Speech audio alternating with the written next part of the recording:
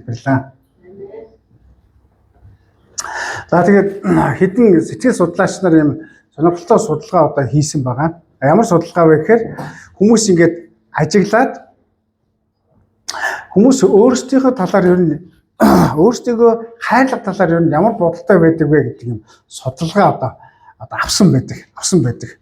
За тэгээд яасан бэ гэхээр ер нь бол маш амархан гомддог, амархан бусдыг буруутгадаг, уучлахтай их удаан байдаг, байнга одоо юм гомдол гаргадаг хүмүүс бол юу гэхээр тэр хүмүүс бол дотоод асуудалд буюу тийм зүрх сэтгэлийн хувьд бол өөрсдөө хайрлах үнц нь үнэлэмжээ тодорхойлоогүй учраас яадгүй гэхээр тэдний хувьд бол өөрийгөө хайрлах тэр хайр нь бол үн цэнгүй байдгийг гэдэг юм судалгаа байдаг. За тэгэхээр юу вэ гэхээр танаас асуух асуулт байна. Та өөрийгөө хэр зэрэг хайрлаж байна вэ гэж асуулт байгаа. Та хэр зэрэг хайрлаж байна вэ?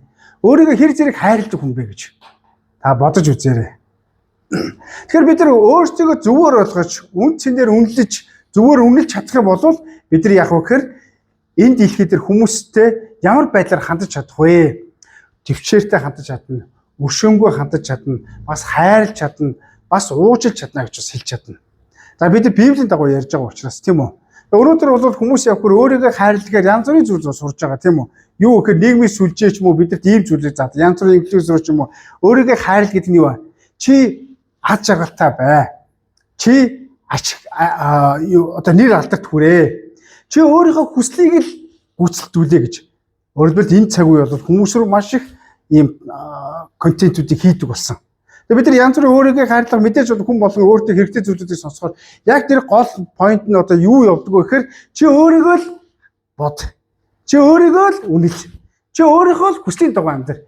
Чи л маш чухлаа гэж тодорхойлж байгаа гэсэн утгатай зүйл юм. Харин Библи бол бас өөр үүдэг. Гэхдээ зарим итгэгч нар бол юу вэ? Өөрийгөө хайрлах гэдэг үгэнд бол бас дуртай биш итгэгч нар бас байдаг. Яг тэгвэл айдаг итгэгч нар бас байдаг. Яагаад вэ?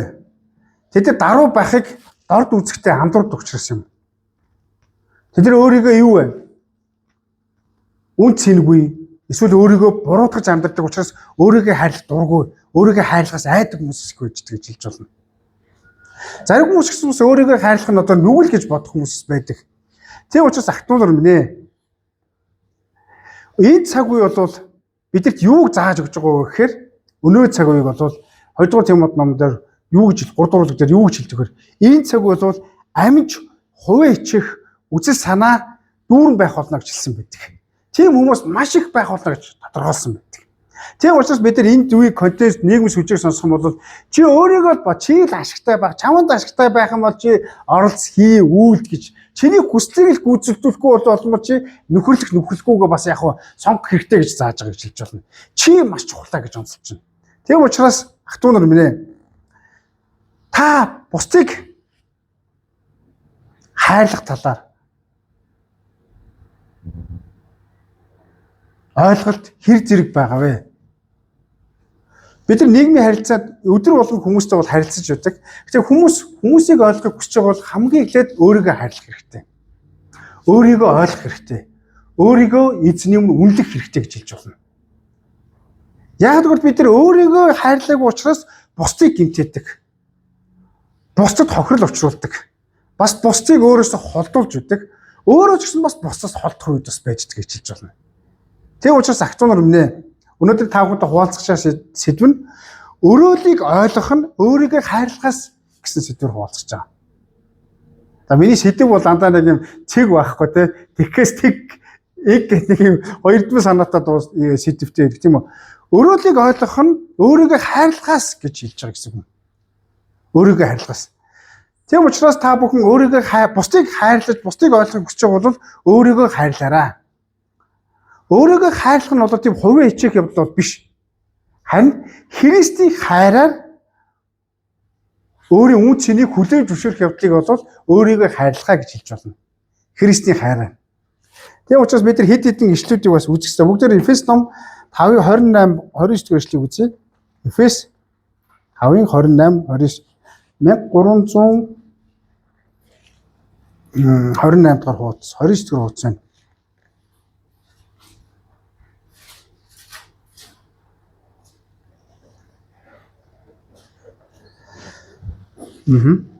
За 28 29-ыг хамтдаа уншъя те. 3 И. Тиймээс Эфес 5-ын 28 29. За хамтдаа унших 3 И. Тиймээс нөхрүүдч эхнэрүүдээ өөрийн бишиг хайрлах ёстой. Эхнэрээ хайрлагч нь өөрийгөө хайрладаг. Учир нь хинч хизээч өөрийн махбодыг үзэн яддаггүй. Харин ч тижээж халамжилдаг. Христ мөн чуулганд тийхүү ханддаг гэсэн байна. Харин бид нар эндээс харах юм бол Паул юуны тухай ярьж байна? Нөхөр эхнэрийн тийм харилцааны тухай ярьж байна, тийм үү? Юу гэж ярьж байгаа вэ? Нөхөр хүн эхнэрийгээ хайрлаа гэж хэлсэн байгаа, тийм үү? Тэгээд эцэст нь юу гэж хэлж байна? Гол зорилго нь эхнэр нөхрийн харилцааг тайлбарлахаас илүүгээр чуулганыг хайрлсан түүхийг Христ чуулганыг хайрлсан түүхийг ойлгуулахыг бас зорж байгаа гэж хэлж байна. Тэгвэл их нөхрүүдэд хандаж юу гэж хэлсэн бэ? Эхнэрийг хайрлахыг тушаахтаа ямар байдлаар хайрлаарай гэж хэлсэн бэ? Өөрийгөө хайрлах юм гэдэг л. Хинч өөрийнхөө махан биеийг те бие махбодыг сэтгэл санааг үзэн яддаггүй шүү дээ гэж хэлсэн. Харин ч эсэргээр тижээдэг, халамжилдаг, хамгаалдаг гэж ярьдаг шүү, тийм үү? Яг ийм байдлаар юу вэ? Эхнэрийгээ хайрлаарай гэж зааж байгаа гэсэн утгатай зүйл юм. Яагаад гэвэл Христ яг л тэгж чуулганыг хайрлсан гэдгийг зааж байгаа юм. Христ яг л тэгж чуулганыг хамгаалсан, халамжилсан гэж болж хэлж болно. Тийм учраас актуар юм нэ. Энд байгаа хүмүүс өөрийнхөө биеийг үзэн яддаггүй. Үзэн ядаж байдаггүй. Мэдээж тийм хүн бол байхгүй бах, тийм үү? Хэрэв бид нар үзэн ядах бол би биедээ юу ч хийхгүй. Даарах юм бол хувцс ч өмсөхгүй. Тийм үү? Халууцах юм бол сэрүүн газар очихгүй. Өсөх юм бол өөртөө хоол өгөхгүй. Өвдөх юм бол би эмнэлэг дээр очихгүй. Үн үү? Сэтгэл санаа хэцүү байх юм бол би хин нэгэнтэй хуалцах хүн дээр очихгүй шүү дээ. Тэгэл тэр чигээрээ би дуусна гэж бодсон шүү дээ, тийм үү? Тэгвэл Паулыг хэлж байгаа санаа нь юу гэж хэлж байгаа вэ? Хинч өөрийгөө үзэн яддаггүй адил чи яг бусдыг ч бас тэгж хайрлаарай гэж хэлсэн байгаа. Тэгвэл өөрийгөө эхлээд ойлгоорой гэдэг санааг яах вэ? Энд одоо гаргаж ирж байгаа гэсэн үг.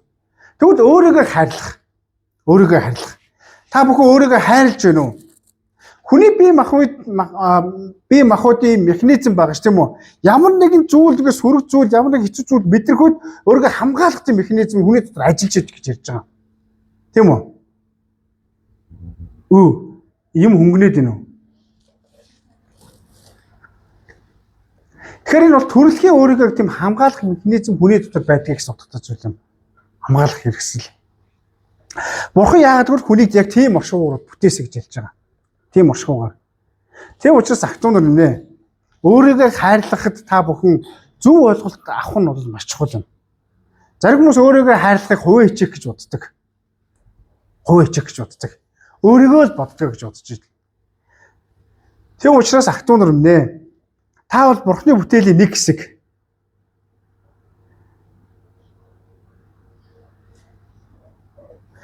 Бид нар бодох ёстой хэд хэдэн зүйлүүд бас байгаа. Есүс амар завгүй байсан, ажиллаж явах, үйлчилж явах үедээ маш их завгүй байсан. Тэгээд тэр айгүйх ажил дунд дагалдагч нь хурж ирэл тэр хүн эмчлэх хэрэгтэй, тэр хүнийг эдгэх хэрэгтэй, тийм газар зүй явах хэрэгтэй, тийм хүмүүс дуудаж байна гэж хэлдэг байсан. Харин тэр үед Есүс яадаг байсан бэ? Заримдаа чимээгүй алга болдог гэсэн. Тэг хүмүүс бухимддаг байсан. Яагаад бухимддаг байсан бэ? Яагаад гэвэл Есүс өөрийгөө бодоод алга болж ирсэн байхгүй. Тэр нь юу вэ?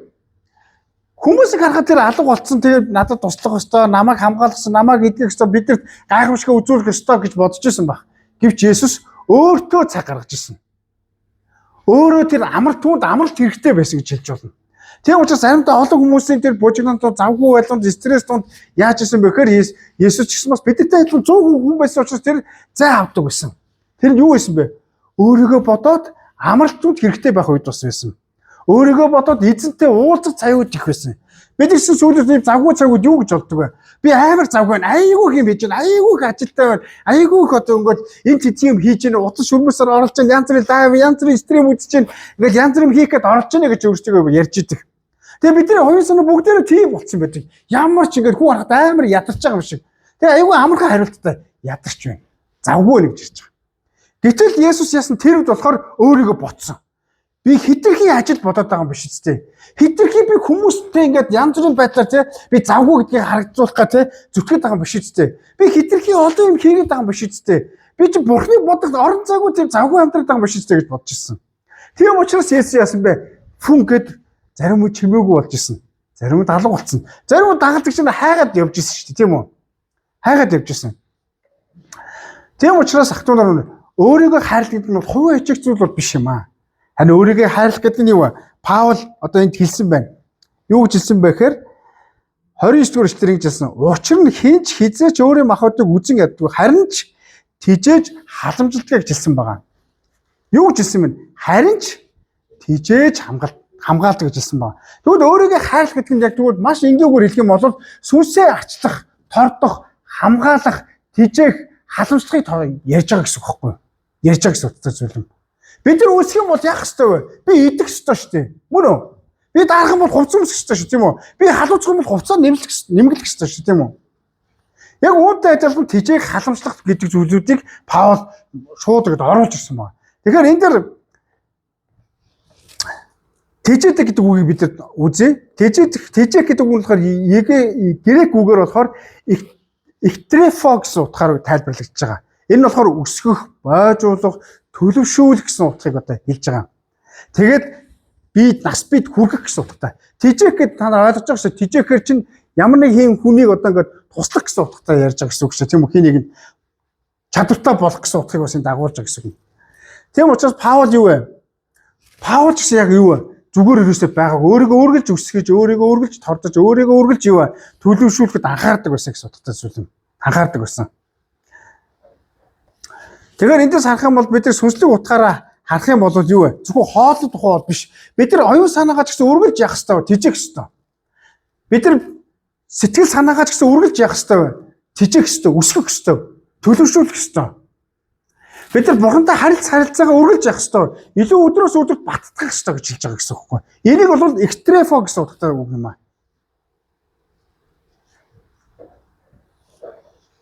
Олон хүмүүс чуулганд удаа явж байгаа боловч одоо буцаад хүүхдээр явдаг хүмүүсээс байж идэг. Хүүхдээр ярьж байгаа юм хүүхд шиг. Тэгсэн мөртлөө залбирахыг мэдэхгүй. Ийм үг байдаг. Христ итгэгч хүн бол яах ёстой вэ? Хамгийн түрүүнд хэлд орох ёстой гэсэн үг байдаг. Юу гэсэн бэ? Хэлд орох ёстой. Хэлд орох ёстой хэд хэдэн үгнүүд бас тааврууд байдаг. Зөвлөмжүүд бас байдаг. Нэгдүгээр нь Христ итгэгч хүмүүс бүгдээрээ яах ёстой вэ? Залбирч чаддаг байх ёстой. Залбирал гэдэг нь юу вэ гэдгийг мэддэг байх ёстой. Та нар залбирдаг уу? Залбирах ёстой, хэрхэн залбирах ёстой гэдгийг мэдэх үү? Ямар залбирлыг хийх ёстойгоо мэдэх үү? Та нар эдлэр суурсан уу? Хоёр дахь нь итгэгч хүн бас ямар зүйлүүдийг өөртөө үргэлж мэдэх ёстой вэ? Магтан дуу. Та нар магтан дуу мэдэх үү? Бүтэн магтан дуу мэдэх үү? Та нар магтаал сонсдог уу? Та нар магтдаг уу? Гурав дахь зүйл нь юу байгаа? Сайн мэдээ ярих. Та нар сайн мэдээ ярьж чадах уу? Та нар сайн мэдээг мэдэх үү? Итгэгч хүн бол яах ёстой вэ? Эдгээр зүйлүүдээр өөрийгөө үргэлж яах ёстой. Өдөр болгон сойх буюу өдөр болгон тордох. Өдөр болгон юу эдгээр зүйлүүдээр өөрийгөө сүнсээ сэтгэлээ оюун санаагаа үргэлж шийдэх ёстой гэж хэлж байна. Та нар Библийг хэнийг ярьж чадах уу? Мэдгүй гэж. Та нар загалмаан тухай ярьж чадах уу? Итгэж хүмүүсийн суур ойлголтууд өнөөдөр бидний дотор хамгийн түрүү нэг дэргүүнээ байх хэрэгтэй гэж хэлж байна. Тэгээ учраас энэ тижээх гэдэг үг нь үүнийг тодорхойлж байгаа гэсэн үг байхгүй юу? Тижээх. Тижээлийг бид нар хаана идэх вэ? Фарм те дотроо идэж шүү тийм үү? Зөвхөн тэр үед яг хөдөө гадаа яваг үед, бичээд гараагүй сарвчин дотор идэж шүү тийм үү? Тэр үед яг хэрэгтэй хоолойн, хэрэгтэй шин тижээлүүдийн хэрэгтэй юу вэ? Арчилгааг нь тордлогоог нь малчин хүн хийдэг гэсэн утгатай зүйл юм. Өнөөдөр бид гэсэн бас сүмд ирээд сүм дотор эдгээр зүйлүүдийг ярьж чадаж байна уу? Хэлж чадаж байна уу? Эдгээр зүйлүүдийг бид нар хэрэглэж амьдарч байна уу гэсэн утгатай зүйл юм. Хэрэглэж амьдарч байна уу? Тийм учраас зарим хүмүүс чуулганд яваад магтан дуу мэддэг гэж болно. Гэхдээ сайн мэдээг мэдгүй хүмүүсээс байж идэг. Сайн мэдээг мэддэг мөртлөө Библийг огт мэдгүй хүмүүсээс байж идэг гэж хэлж байна. Библийг мэддэг мөртлөө теолог мэдгүй хүмүүсээс байж болох юм гэж. Авралын яг онол чи юу бэ? Есүс Христ гурвлыг ямар ялгаатай юм бэ гэдэг. Библи болон бусад номуудаас ямар ялгаатай юм гэдгийг мэдгүй хүмүүсээс байж идэг. Шашин болон Христчил шашин биш хоёрын ялгаа юу гэдэгсэн мэдгүй хүмүүсээс байж идэг гэж хэлж байна. Ахтунор минь ээ. Тэм учраас бид нар өдөр болгон яах ёстой вэ? Өөрсдийнхөө зүрх сэтгэлийг сүнсийг яах ёстой вэ? Арчлах ёстой. Энэ бол өөрийгөө хайрлах эхний суурь ойлголт юм а гэж ярьж байгаа. Эхний суурь ойлголт. Өөрийгөө хайрлах. Өөрийгөө хайрлах. Өөрийгөө хайрлах гэдэг нь юу вэ? Хүмүүс намайг хайрлах тухай, хүмүүс намайг юу гэж бодох тухай бол огтын биш вэ? Инфлюенсеруудыг бүгдийг таслаараа. Есүс Христ бол жинхэнэ инфлюенсер. Хүмүүс үйл явдлаар тэр хүний гоё. Энэ хүний номлол гоё. Энэ хүний лекс гоё. Энэ хүн гоё зөвлөгөө өгдөө гэж. Игсээс болоод Есүсийг сонсгоо болж эхэлж байна. Игсээс болоод Библийг сонсгоо болж эхэлж байна. Хүний үг бол тухайн цаг үедээ л ажилдаг байж болно. Би заримдаа хэлдэг. Зарим хүмүүс энэ номыг уншаад амар их ивэл авлаа. Энэ номыг уншаад амар их одоо урам зориг авлаа гэж ярьж идэг. Би болохоор тэгж хэлдэг.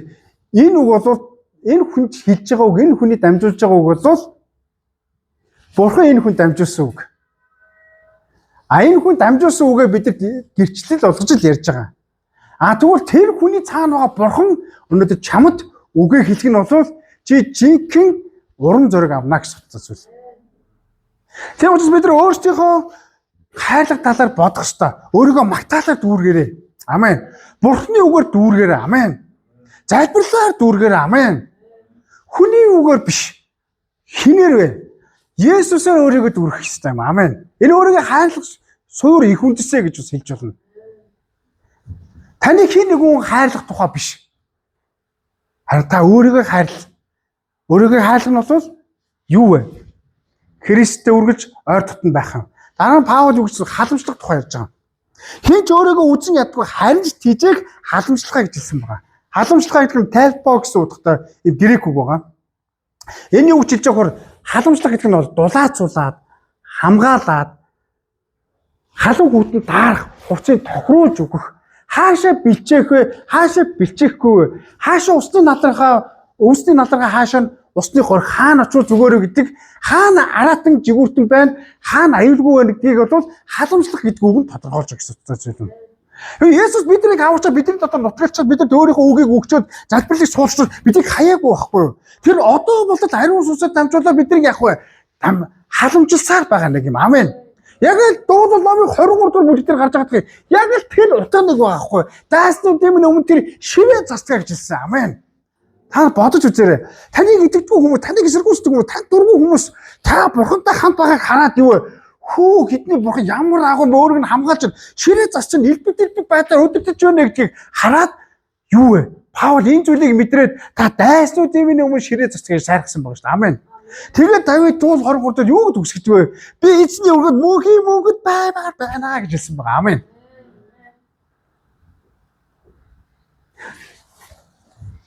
Тэгвэл юу вэ? Бид нар явахдаа ингэж боддог. Би гадаа гарахтаа чуулган дотор би бурхны үгийг судлаад мэдлээ суралцаад зөндөө хүмүүсээ суралцаж мэдлээ янз бүрийн мэдсэн ч гэсэн гарахтаа би ганцаараа явж байгаа юм шиг хүмүүс их байж идэг. Яагаад гэвэл буцаж хурж ирэхдээ тэдний залбирлын шийдэн ганцаараа амьдарч байгаа юм шиг хариултууд их байж идэг. Бурхан байхгүй байгаа юм шиг ярьж байгаа. Тийм учраас бид нар Матай номын 20 дугаар бүлэгтээс харах юм бол юу гэж гардаг вэ? Есүс нааш хүрээд ирээ. Хүн давс дүүрсэн хүмүүсээ бүгд хүрээд ирээрээ. Надад буулга ачаагаа өгөөрэй гэж хэлсэн байдаг. Намайг анх Есүс Христэд итгэхээс өмнө болохоор зүүдэндээ энэ шүү дээ. Би ишлэг Библийг ерөөсөө мэдгүйсэн ч гэсэн Есүс Христ миний зүүдэнд ирсэн байдаг. Тэрний үгээр би маш их янз бүрийн муу зүйлдэд тийм хамааралтай байсан учраас үнэхээр бурхан гэдэг хүн байгаа бол надад их тусалж чаасаа би яг одоо таршаа ч юм уу эсвэл ямар нэг тийм асуулт ороод би нэг газар яг одох гээд байна гэдэг тийм залбирлуудыг өөр ихгүй хийж ирсэн. Харин тэр үед надад уулзаад юу гэсэн хүүмэн ачаагаа өгч ирсэн. Дараа нь би энэ Библийг сураад орж байхдаа Библийг уншиж байхдаа энэ ишлэл байдгийг мэдэж авсан. Энэ бол бурхны тулг байсан.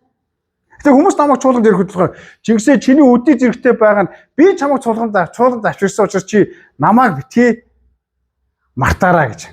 Би ихэндээ хүмүүс намайг ачирсан учраас би тэр хүмүүсээ хараад энэ хүн байгаагаад би нэр үнэхээр энэ хүн байгаагаад би үнэхээр гэж боддог гэсэн. Харин Паул Үлс ном дээрээс Барнабыг дагуулж очсон дараа Эфес ном дээр өөрийгөө юу тайлбарладаг вэ?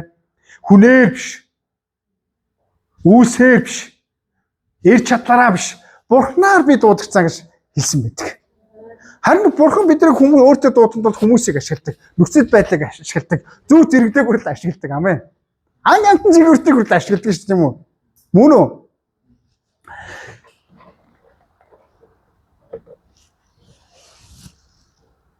Бид нар эндээс гараад ганцаараа явж байгаа юм биш үү? Харин Есүсийн тэр 21 дугаар бүлэг дээр юу гэж хэлсэн бэхээр тэр ишлэлийг сүүлд утгыг нь ойлгосон. Юу гэхээр нэг Нидерланд эмэгтэй хурж ирээд энэ талаар тайлбарж өгчээсэн. Юу гэж хэлсэн бэхээр наад ачаагаа өгөө, буулгаа өгөө. Би чамд өөрөө буулгыг өгөө гэж хэлсэн. Уул нь бол юу байсан бэхээр миний буулгыг аваад би буулгагүй амьдрах юм баха гэж бодсон байхгүй. Тэгсэн чинь Есүс би чамд өөрөө буулгыг өгөө гэж хэлсэн. Өөрөөр хэлбэл надад нэг буулга өгөх гээд байгаа байхгүй юу? Тэгсэн чинь юу вэ гэхээр Есүс тухай цагууд болохоор бухыг одоо ингээд шарыг одоо газар тариалан хэрэглэхдээ хоёр шар гэдээ явахдаа буулга нь бол ийм хоёр ийм цагиргасан хэлбэртэй байдаг. Нааш ярдаа даа яг ийм байсан гэсэн үг. Ийм. Тэгээд яг хоёр шар тэрэн дээр хоёр шарыг зэрэгцүүлээд дээр нь буулгыг тавиад тэр хоёрыг хөтөлгөө гэсэн утгатай. Тэгвэл Есүс яагаад биднийг тэгвэл аврагчд орхиогүй гэдэг шалтгаан юу вэ? Хэрвээ та үнэхээр Есүс Христэд бүх ачаа дарамтаа үргээд итгэл найдраар алхаж байгаа бол Есүс яг л энэ гар, энэ Есүсийн гар гэж бодж үзье. Намайг яг ингэж дагуулж явж байгаа гэсэн утгатай зүйл юм. Надтай зөвлөдөж байгаа, надтай ярилцаж байгаа, намайг сонсож байгаа, намайг чиглүүлж байгаа гэсэн утгатай зүйл байхгүй юу? Тийм учраас Паул юу гэж тайлбар буюу халамжлах гэдэг үг нь утга санааны үгээр тэр Матай 21 дугаар эшлэлийг тодорхойлж гэсэн утгатай зүйл юм. Есүс бидний зүгээр орхиогүй. Тэр биднийг халамжилтгаа гэж ярьж байгаа. Тэгвэл өнөөдөр бид түүний халамжийг авч амьдарч байна уу? Эсвэл өнөөдөр нийгмээс 100 мянга хүүхдийн 100 мянга эсвэл янз бүрийн халамжуудтай 1070 хувьцааны халамжийг бодож байна уу? Есүс биднийг өдөр болгон халамжилдаг. Амен. Тэр өдөр болгон халамжлахыг бас хүсдэг. Тийм учраас бид чуулганд ирэхдээ чуулгаас гараад явсны дараа бурхангүй юм шиг те бомб галзуурсан юм шиг явж байгаад ороод ирэх үед бас байж идэг тийм үү. Харин Есүстэй хамт явсан хүмүүс эрэхтэй өөр байдаг. Бурхан надад тэр зүйлд ийм зүйлийг зааж өглөө, ийм чиглэлийг ярьж илээ. Ийм зүйлүүдийг надад ойлгуулж өглөө. Би тэр үр хамжуулаад дарууслаа, гимшлээ, ухаарлаа гэдэг зүйлүүдийг бас ярьж идэг гэж хэлж болно. Тийм учраас Паул зүгээр нэг хэлээгүй. Та бүхэн өргөлж өдөр бүр Есүс Христтэй хамт байгаарай гэдгийг тодорхойлж байгаа гэсэн утгатай зүйл юм. Тийм учраас Паул юу гэж хэлсэн бэхээр намайг хүчрхжүүлж түүгээр би бүгдийг хийж чадна гэж хэлсэн байгаа. Надад халамж хайр тавьж өгдөг, намайг өргөж чиглүүлж өгдөг би түүгээр би бүгдийг хийдгийг гэж ярьж байгаа. Тэгвэл та бүхнээс асууя. Бид нар өөрсдөө ч асууя. Та бүгдийг хийж чадаж байна уу? Бурхнаар бүх зүйлүүд боломжтой. Христийн хайр халамжаар бүх зүйлүүд боломжтой гэж ярьж байгаа. Хэрэв бид нар Христтэй хамт алхаж чадахгүй юм бол түүний хайр халамжийг хүчиж чадахгүй юм бол түүний загалмаа дээр хүл явдал таны амьдралд ямар ч холбоогүй байж бас ийм аюултай асуудал үүсчиж болох юм. Христийн амийн үнцээр та Есүс намайг хайрлаж амиа зориулсан үнцээр та аврагсан шүү дээ. Амен. Тийм учраас өөрийгөө хайрлах гэдэг нь би хүссэн бүхнийг хийх явдал биш юм аа. Өөрийгөө амьдралын төв болгоод би чиний чухал шүү. Чи намайг анхаараарай гэдэг зүйл биш юм аа. Бас өөрийгөө хайрлах гэдэг нь бусдыг үл тоох, дээр доор харах, шин хуучин гэж ялгах, тэр сайн муу, энэ муу гэж ялгах явдал бол ерөөсөө биш юм аа. Харин Бурхны бүтээсэн үнцээр өөрийгөө хүлээн зөвшөөрөх. Би сэтгэл сүнсээ зөвөр арчлах. Бурхантай харилцаагаа өдөр тутам хөгжүүлэх явдлыг хийж байгаа гэсэн үг юм. Тэгээ учраас ах トゥ нур минь ээ. Өөрийгөө хайрлцгаая. Бурхны нүдээр Христийн хайраар өөрийгөө өдөр бүр халамжлаарай гэж бас хэлмээр. Хүмүүс таныг хангалттай хайрлаж чадахгүй. Хүмүүс үнэхээр таныг хангалттай хайрлаж чадахгүй.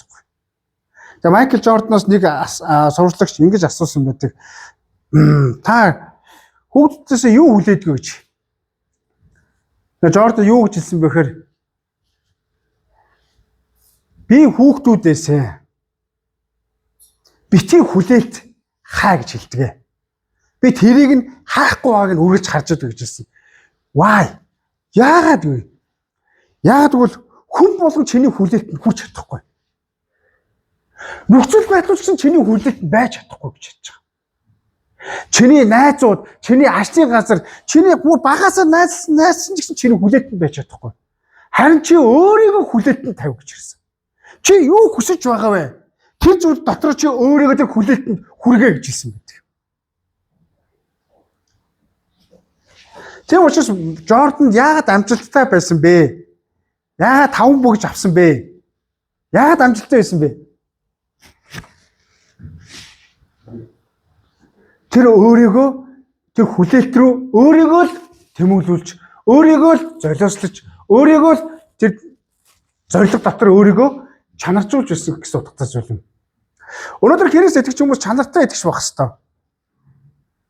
Чанартай итгэж. Зоригтой итгэж байх хэрэгтэй. Тэгвэл яаж вэ? Бурхны дотор өөрийгөө, Библийн дагуу өөрийгөө хайрлах явдалмаа гэж ирж байгаа. Хүмүүс таныг хизээж бүрэн төгс хайрлаж чадахгүй. Хайртай хос байсан ч гэсэн яг нь таны хүлээлтэнд хүрч чадахгүй. Яагаад гэвэл тэр хүн төгс биш учраас юм аа. Харин Христэд төгс таныг хайрлсан. Амен. Та бусдыг ойлгоогүй л өөрийгөө ойлгоорой. Өөрийгөө Христийн дотор хүлээж зөвшөөрөөс гэж бас хэлмээр. Амен.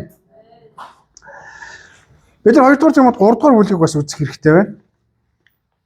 2 дугаар Тимот 1354 байна уу?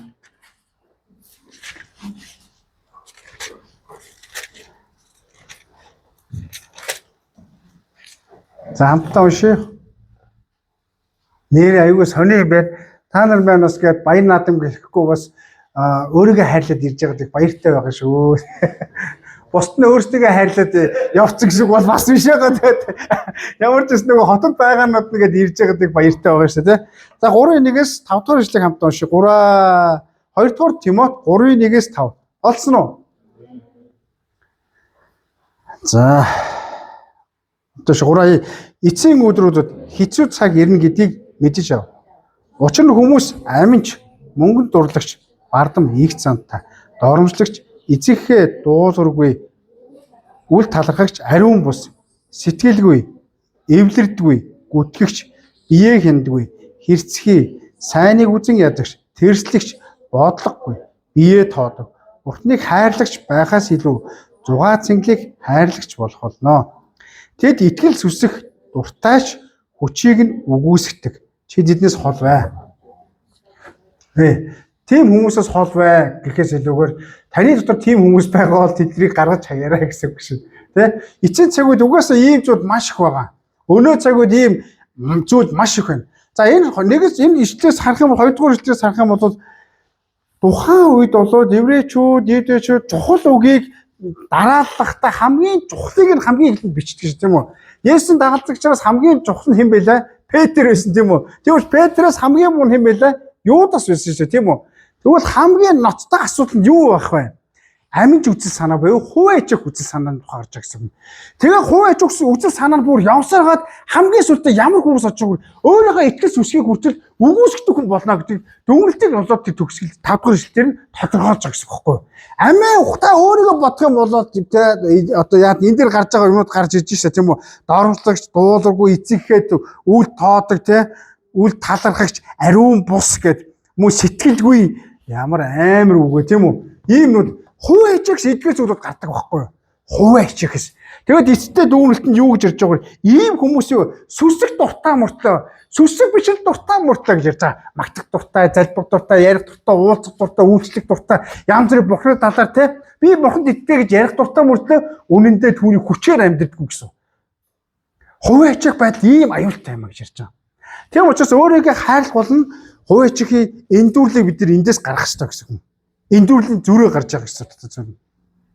Тийм учраас 1-ээс 5 дахь ишлээс бид нар 1-ээс 2 дахь ишлийг нэлээд бодох хэрэгтэй. Бид нар эцсийн цаг үед амьдарч байгаа шүү. Эцсийн цаг үед амьдарч байгаа. Эцсийн цаг үед амьдарч байгаа. Эндээс харах юм бол сонирхолтой бас юм эсрэгцэл юмнуудаас гарч байгаа. Бид нар зарим Библийг үзээ нэг газар нь болохоор өөрийгөө хайр гэж хэлсэн бол нөгөө газарт өөрийгөө хайрлах нь бол хувь ээжиг үзэл юм уу муу юм а гэж байгаа. Иймэрхүү зүйлүүд Библиэр их гарч идэг. Биш иймэрхүү зүйлүүд толгой иргэдэг гэсэн. Гэхдээ эдгээр тухайн нөхцөл байдлаа хам сэдвээс хамаарат тайлбарт нь өөрөөр гардаг гэсэн үг байхгүй юу? Тийм учраас хүмүүс нэг ишлэн уншаад энэ дээр нэг өөр гарцсан, энэ дээр нэг бас нэг өөр тайлбар байгаа гэж ярьж байгаа. Тэгвэл Паул нь өөр тайлбарыг хэлж байгаа шүү дээ юм уу? Юу гэж хэлж байгаа юм?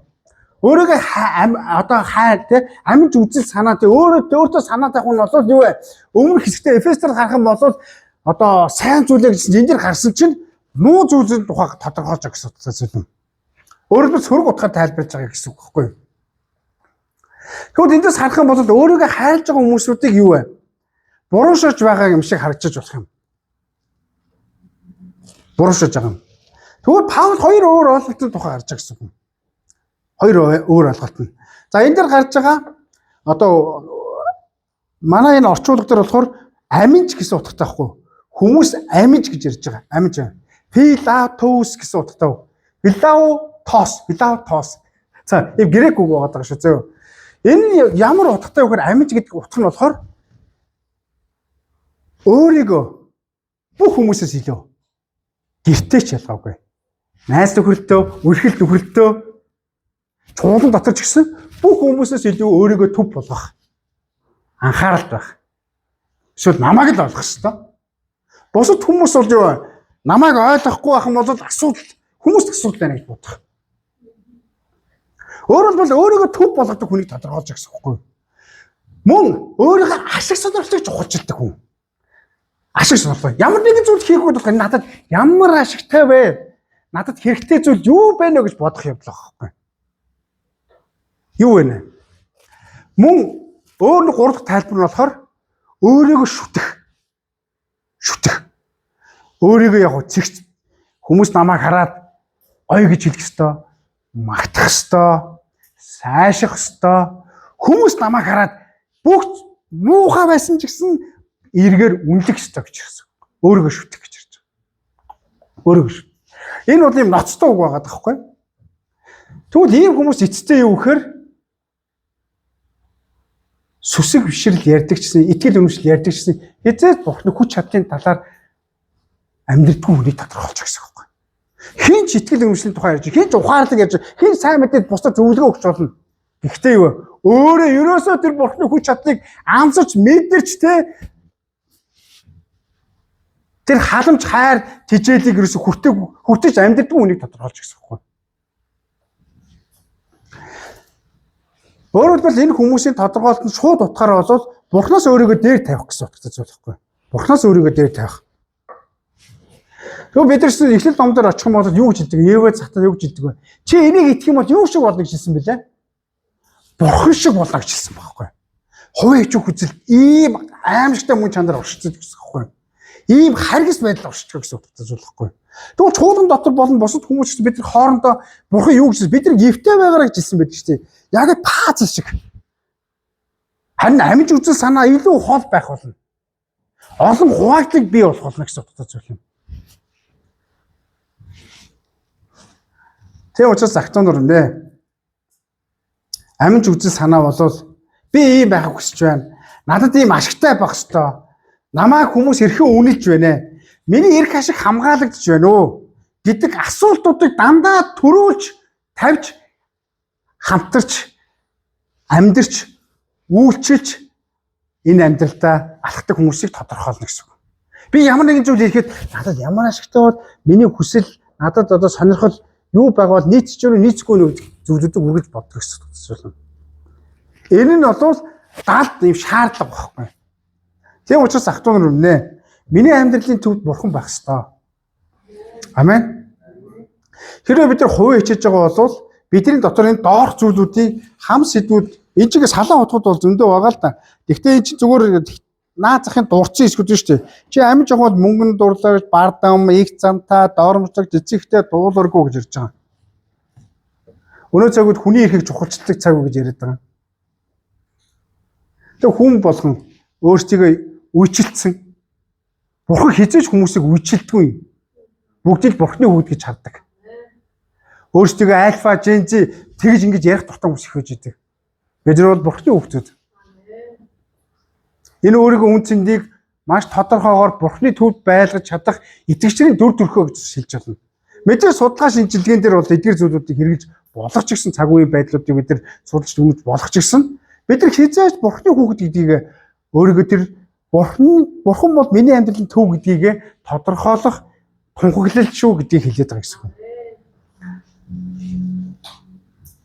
Тэгсэн чинь амьд хүмүүс үргэлжлүүлээ мөнгөд дурлахаас гадна эцэгтэй дуулах хүмүүс маш их гарч байгаа. Өөрийнхөө дураар амьдрах. Одоо үед бид нэр өөрсдийгөө мэддэг болцоо гэж. Эхнэр нөхрөөч чинь бие биендээ дуулахгүй байдлууд их гарч байгаа. Яагаад вэ? Цаад санаа нь хувийн ичих байдал байгаа гэж судалдаг зүйл. Хувийн ичих байдал. Тийм учраас би гэж амьдралыг өөрийгөө төв болгодог хүмүүс бол аминж үзэл санаагаар дүүрэн байдаг гэсэн утгатай зүйл. Есүс бидэд маш олон гайхалтай жишээнүүд үзүүлсэн байна. Бид нэр 2 дугаар Тимот Филиппо 2 дугаар бүлэг гаргацгаая.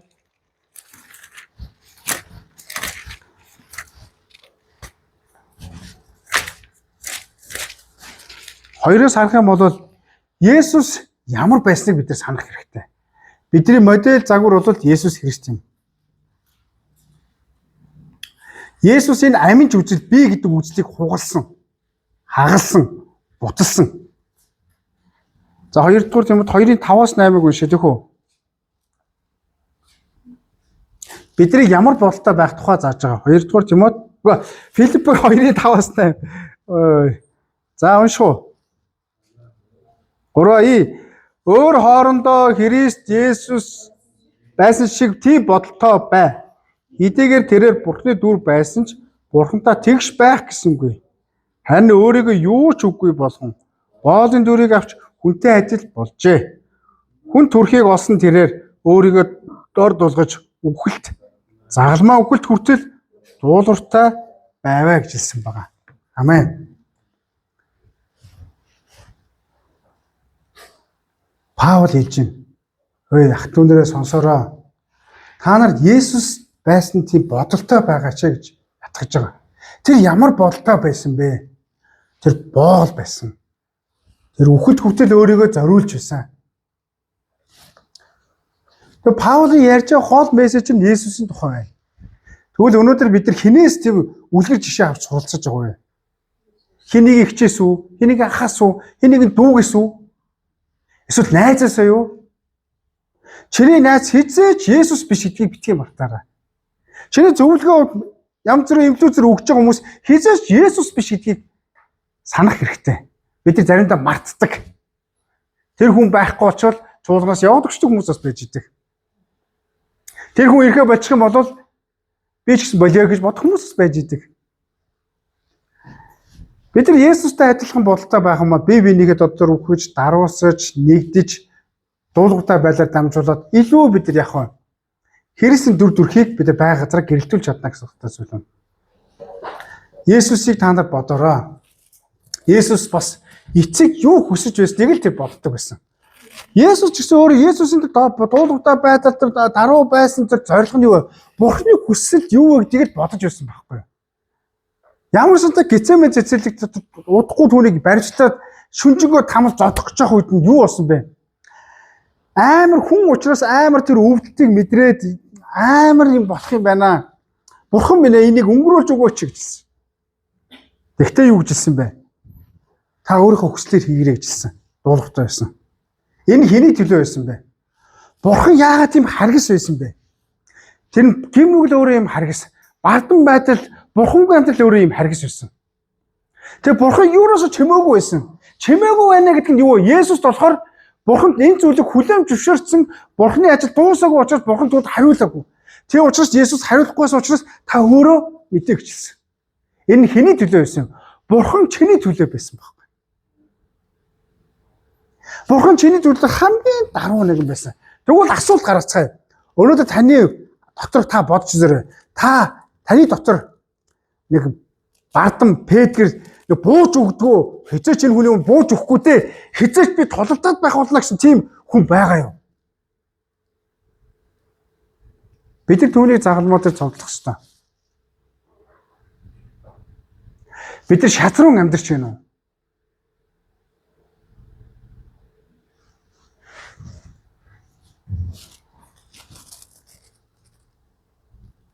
Тэгвэл өөрийгөө хайрлах нь эндээс бид нар гаргалгаа их юм бол өөрийгөө хайрлах нь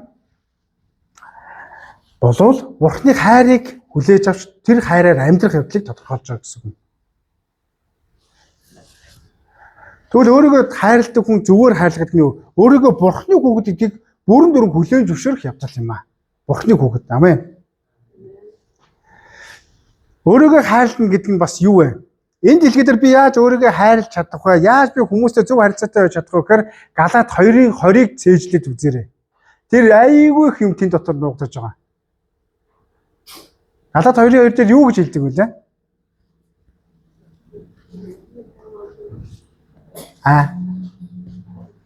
За гаргаад уншчих уу?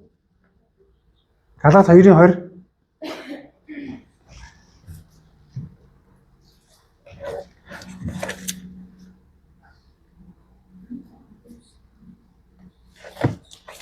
Тааши.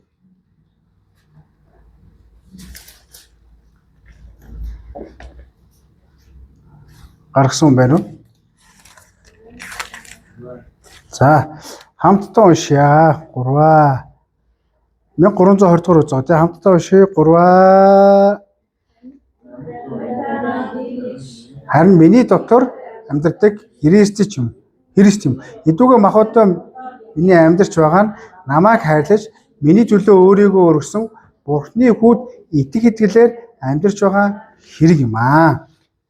Хэрвээ миний дотор үнэхээр Христ байгаа бол та хизээж бусдыг муу хэлэхгүй.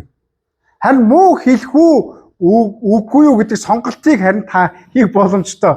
Энэ бол Бурхан бидэнд өгсөн эрх чөлөө гэж утгатай зүйл.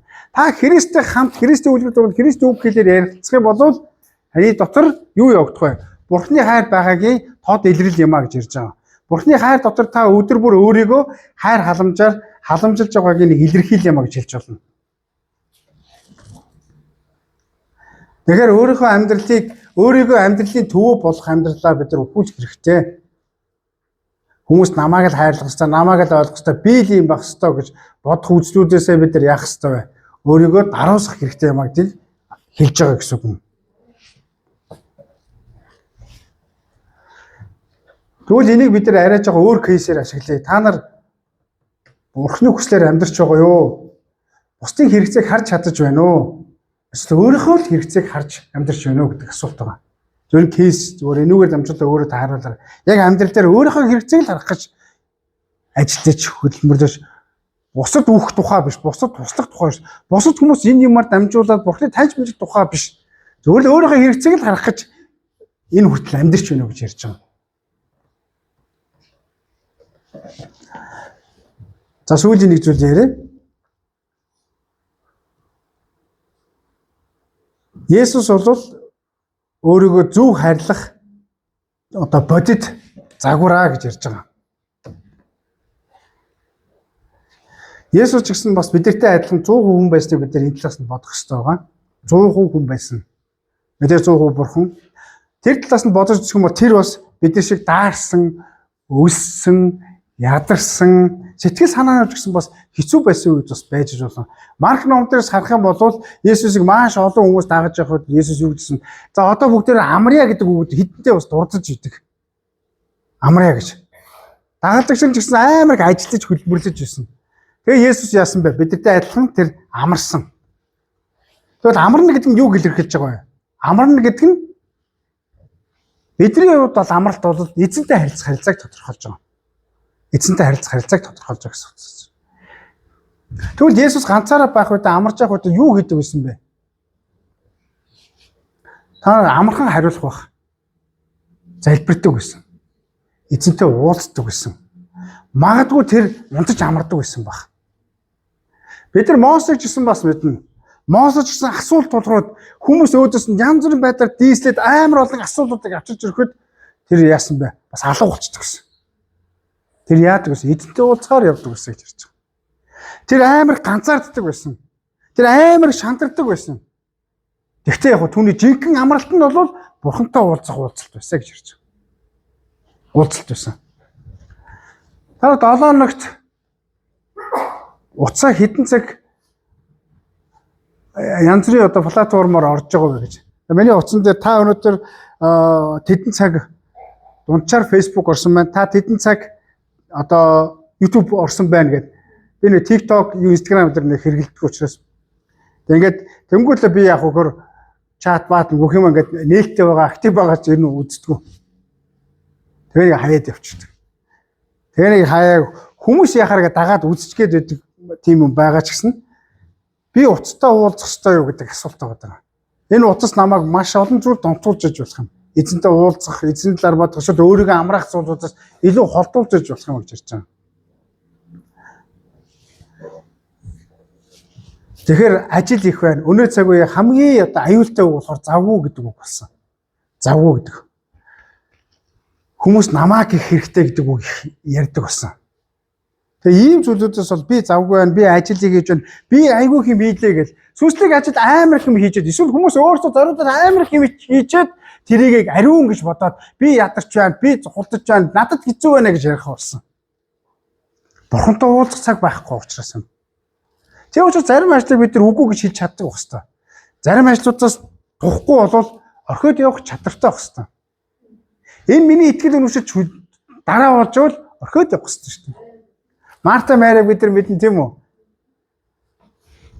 Мари хоол нөгөө Есүсийг хүлд суугаад сонсож авахд Марта тэнд хоол хийжсэн шүү дээ. Тэгсэн чинь Есүс юу гэж хэлдэг вэ? Энэ одоо хоол мал тусалгүй маань дээр гэсэн чинь Есүс юу гэж хэлдэг вэ Мартаг? Ямар олон боддгийм бэ? Зүгээр л уртгаал хийлдэ гэж. Ингээл энийг чийгээд тэрийг чийгээд энийг чийгээд ингээл өөр цаад утах нь юу вэ? Мартагийн санаа нь юу гэхээр намайг одоо Есүс анхаарах ёстой шүү дээ. Хүмүүс намайг анхаарах ёстой шүү. Би илүү чухал ажил хийж байгаа. Тийм учраас олон ажлуудыг бүгдээрээ таслах хэрэгтэй. Бидний чиг шугам Христтэй хамт өнөөдөр ногцон ажлаа сайн хийцгээе. Амен. Ажилд орсон бол ажлын газартаа сайн бай.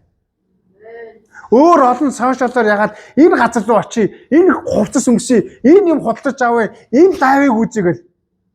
Зарим хүмүүс ингээд лайв гаргахад ингэх тусан бай давдаа хувцсны лайв гэдээ явж идэг гэдэг. Сансагдаад тийм залаа тэд нар хэмтэлээ гэдэг. Лайвгаа доошлоо тийм их гарч идэг.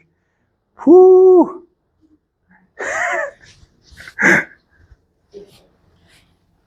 Хүн тэгээ юу үзэж байгаа вэ? Тэр платформ нь угаасаа л тодорхойлж шүү, тийм үү? Юу үзэж байгаа. Тийм учраас би лайвуудыг янз бүрийн тийм сөрөг зүйлүүдийг бол надад пэйж бүрг үзэж байгаа. Мэдээллийн сайт байгаа. Миний фрэнд тэгээд болоо. Өөр юм байхгүй. Тэгвэл амар стресс багтаа. Мэдээж цуглааны христиан группууд байдаг. Тийм учраас ахтун нурнэ. Тэдгэр зүйлүүд чинь энэ олон бодол санаа ч олон юмтай болох нь шунал энэ хүслүүд чинь таныг амар яах вэ? Ядрааж байгаа гэсэн үг байхгүй. Эзэнтэй уулзах цаггүй болж байгаа гэсэн үг байхгүй. Одоо та нараа жоохон цаг гарах юм бол уцаа уух гэж байгаа шүү дээ. Жоохон цаг гарах юм бол уцаа. Одоо ч номдон сонсож байгаа гэсэн яг пастор өнөөдөр ч овоо урт юм явж шүү те. За энэ тань гоё юм.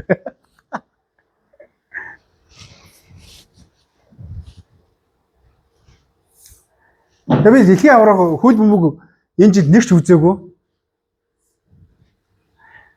Энэ нь бол хөл бөмбөгийг бол би маш дуртай тэгтээ үзэхээ болсон. Тэгээ өнөөдөр би Мессигийн тоглолтыг маш их үзмээр хүсэж байсан. Аргентины тоглолт.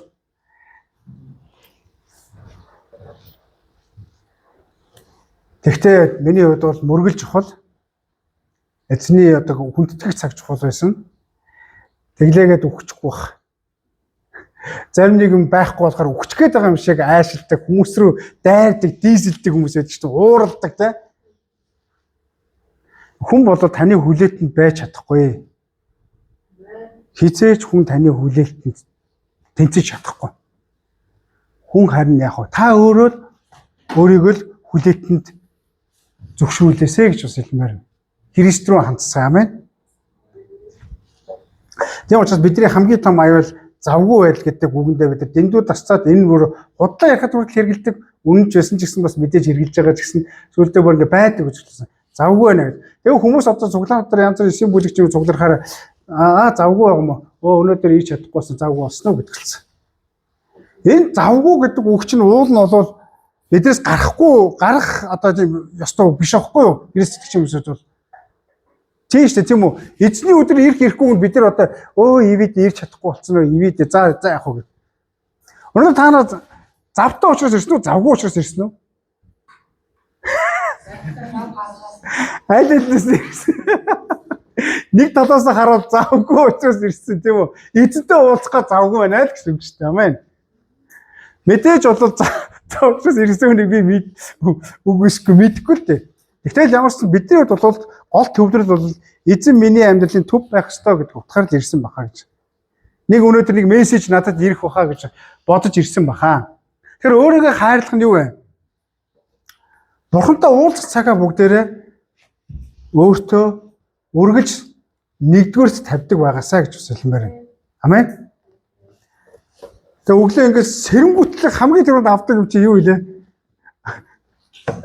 Юуг авдаг лээ? Нэгэн дугаар гар уцаал авдаг гэсэн.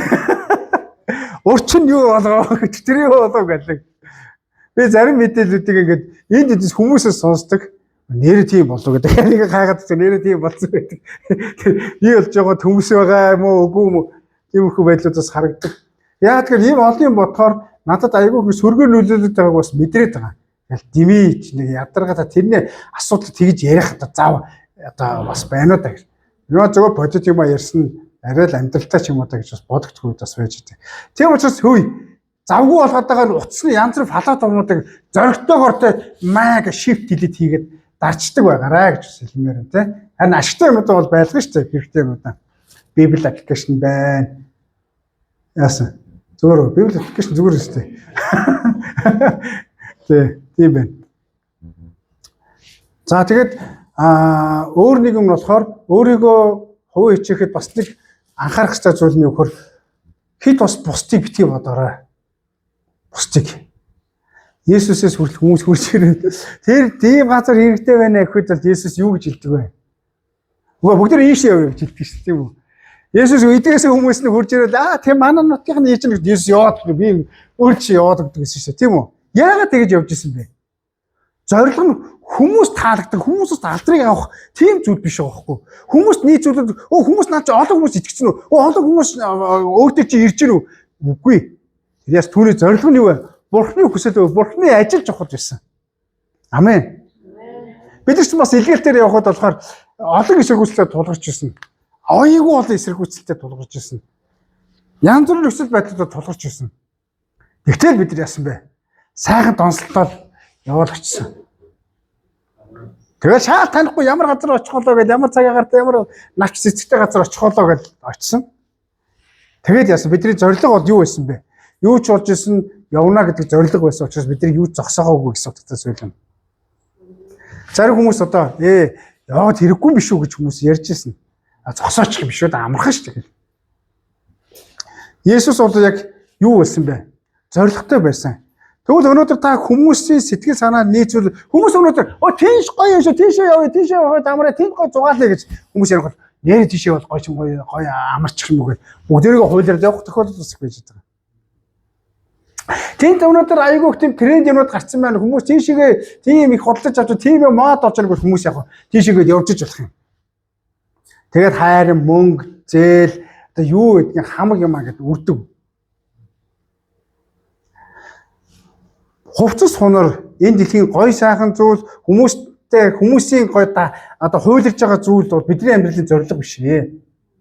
Бидний амьдралын зорилго бол юу вэ? Та өөрийнхөө дуудлага зорилго дотроо л амьдрах явдлыг тодорхойлж байгаа. Дуудлага амьдрал зорилго амлалт дотроо. Тийм учраас үгүй гэж хэл сураарай. Үгүй гэж хэл сурцгаая.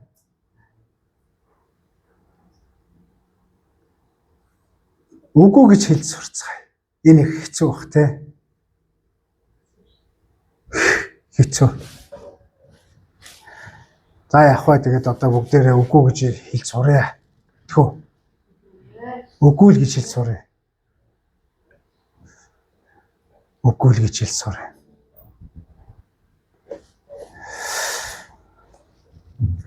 Мөн та нар өөрийгөө хайрлахтаа сэтгэл доторх өвдөж байгаа юм а бас бити хадгалаарай.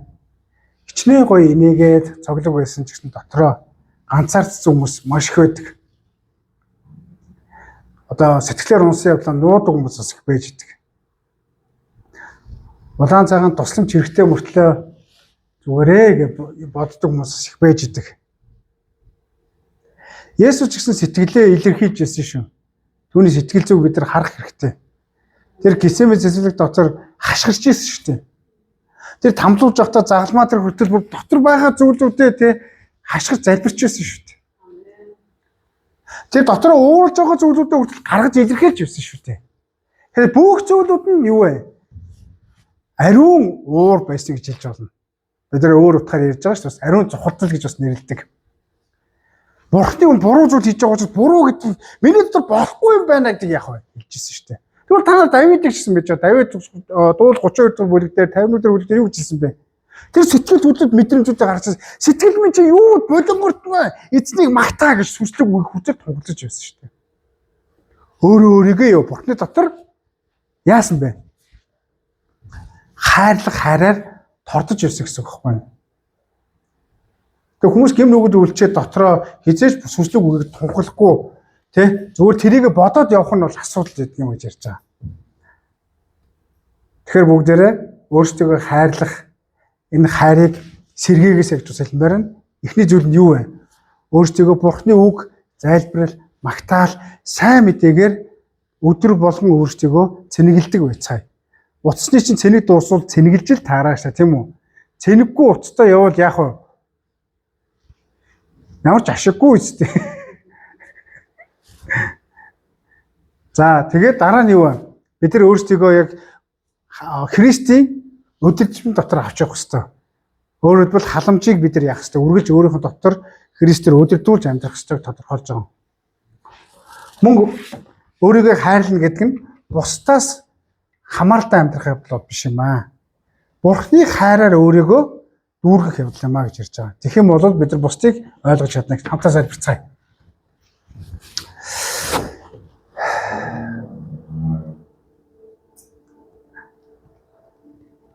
Эзний үр бүгдээрээ залбирцгаая. Өнөөдөр би эзний үн өөрийгөө хайрлахыг ямар нэгэн хувцас хунар, ямар нэгэн сүнслэг, ямар нэгэн материалын зүйлтэй холбож, сэтгэл санаа зүйлтэй холбож байна уу? Үгүй юм аа. Өөрийгөө хайрлна гэдэг нь бол өөрийнхөө дотор Бурхны үгээр өөрийгөө залбирлаар, өөрийгөө сайн мэдээгээр хамгаалж амьдрах явдал юм аа. Тийм учраас бүгдээрээ эзний дотор өөрийгөө үг рүү очихын төлөө залбирцгаая. Өөрийнхөө өдөр бүр залбирал зориулдаг хүн байхын төлөө залбирцгаая. Өөрийгөө сайн мэдээг хамгаалж амьдрахын төлөө залбирцгаая. Мөн таны дотор хувийн хичээх үзэл санаанууд юу байна вэ? Яг үнэндээ ашиг сонирхлынхаа төлөө зүдэн зүтгэж амьдарч байна уу? Бусдыг ашигладаг, бусдад өөрийгөө тулгадаг, өөрийгөө амьдралын төвөө болгож энэ дэлхий дээр ганцаараа байгаа юм шиг ийм аминч үзэл санаа байна уу? Та бусдаас ямар нэгэн хүлээлтийг шаардаж байна уу? Есүс бидний төлөө боол болж өөрийгөө загалмаа өхөл төвчөр дуулахтай байлгасан. Түүний дүүрээ цай. Бидний дотор бас даруусах зүйл байвал бүгдээрээ гэмсцгээе. Үг гэл үйлдэл зан чанаруудынхаа төлөө бүгдээрээ гэмсцгээе. Харин Бурхны хайрыг дотроо дүүргэцгээе. Бурхан минь ээ. Таны хайраар бусдыг хайрлаж, өөрийгөө хайрлаж амьдрахад туслаач гэж залбирцгаая. Та өөрийгөө хувийн хичээх байдлаар зүрх сэтгэлээ сүнсээ гэмтээж байгаа юм биш үсттэй. Гэхдээ Бурхан танд хайртай. Таныг одоо хайраараа хүчих болно.